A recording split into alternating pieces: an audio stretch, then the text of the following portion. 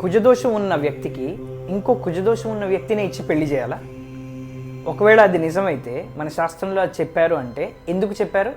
ఆ రీజన్ తెలుసుకుందాం రండి.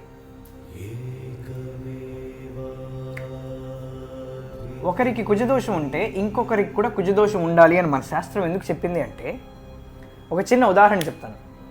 ఒక వ్యక్తికి వంట చేస్తున్నప్పుడు చెయ్యి కాలింది అనుకోండి, పక్కనున్న వ్యక్తికి చాలా నొప్పిగా ఉంది అని చెప్తే అవునా అంటాడు తప్ప ఆ నొప్పి అతను అనుభవించకపోతే ఆ నొప్పి యొక్క తీవ్రత తెలియదు.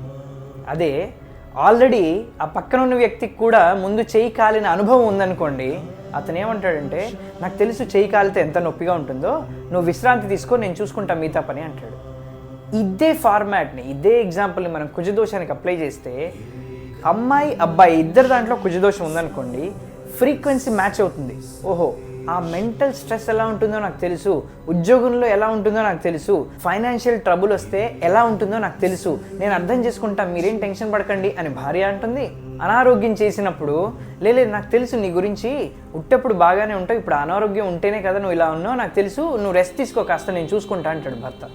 సో ఈ ఫ్రీక్వెన్సీ మ్యాచ్ అవ్వాలంటే ఇద్దరికి ఒకే రకమైనటువంటి దోషం ఉండాలి, అంటే ఒకే రకమైనటువంటి నొప్పి ఇద్దరు గతంలో అనుభవించి ఉండాలి.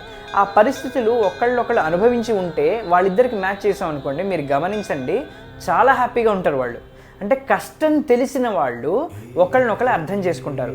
ఒకరు చాలా రిచ్గా పెరిగి ఒకరు బాగా కష్టాలు పడుతూ పైకి వచ్చారనుకోండి, వాళ్ళిద్దరి మధ్య మ్యాచింగ్ ఏముంది? 36 గుణాలకి ఎన్ని గుణాలు వచ్చినా కూడా వాళ్ళిద్దరికి మ్యాచ్ కాదు. ఇందుకే మన శాస్త్రం ఏమంటుందంటే, ఒక దోషం ఒకళ్ళకు ఉన్నప్పుడు ఇంకొకళ్ళకు కూడా ఉంటే అండర్స్టాండింగ్ లెవెల్ పెరుగుతుంది. ఇది బాగా జ్ఞాపకం పెట్టుకోండి.